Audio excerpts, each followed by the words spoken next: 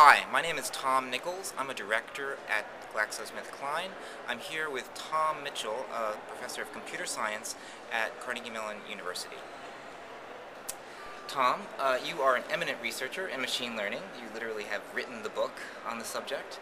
Um, how did you end up at a neuroimaging conference? I'm very interested in neuroimaging and in particular how the brain works. I've been in artificial intelligence actually studying for many years how to get computers to be more intelligent, and so there's a natural question of trying to understand how the brain operates because it's our best intelligent machine. So that's my main interest. So what do you think that machine learning has to offer to the field of brain imaging? Machine learning has a lot, I think, to offer to brain imaging in the same sense that it has a lot to offer to many empirical sciences. So we've already seen over the last decade or so a huge uptake in machine learning methods for computational biology, for example.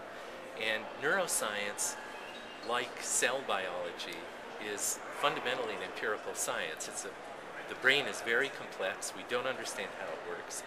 We've got to collect a lot of experimental data and then build models of what's going on from that data.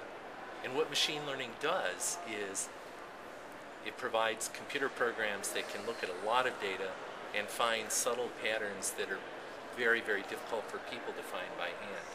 So that's the role that I see for machine learning in helping neuroscience go forward. You've done some really exciting work with modeling how the brain represents words. Can you tell us about that? Sure.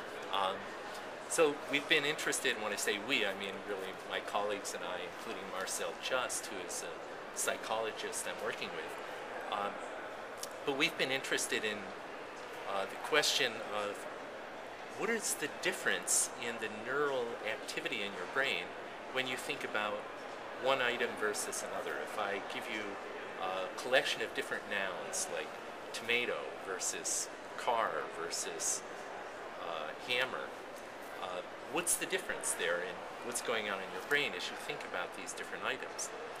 And that's very fundamental to understanding what's going on in the brain.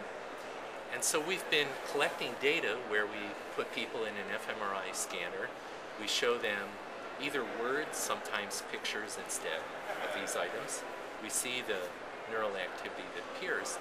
And then we've been developing machine learning algorithms to help us analyze and model that data.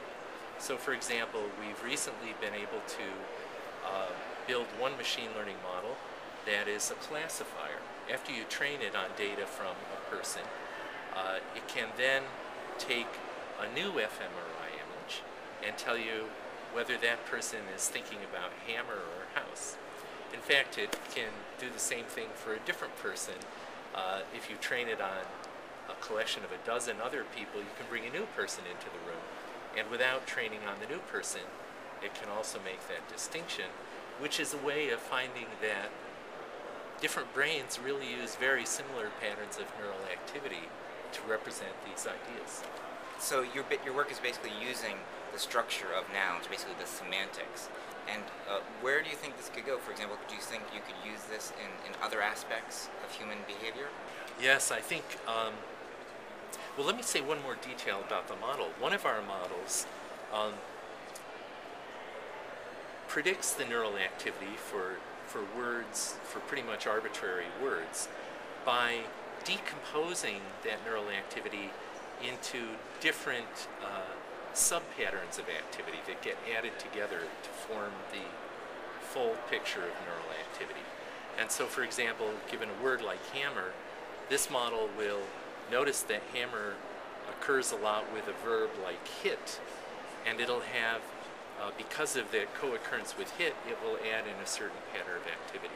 It also co-occurs a lot with touch, and there will be another pattern of activity that's added in because of that association of that feature with hammer. So these kinds of models, which we've found how to train and then apply here, I think could be used for a lot of additional kinds of neuroscience studies that go far beyond word semantics. So for example, if we had people looking at images that cause fear or other kinds of emotional responses, there may be a way of building similar kinds of models that would take an image and characterize it now, not in terms of features like hit versus touch, but maybe in terms of pleasant and unpleasant, exciting, not exciting, scary or not scary. And by factoring the different features, we might be able to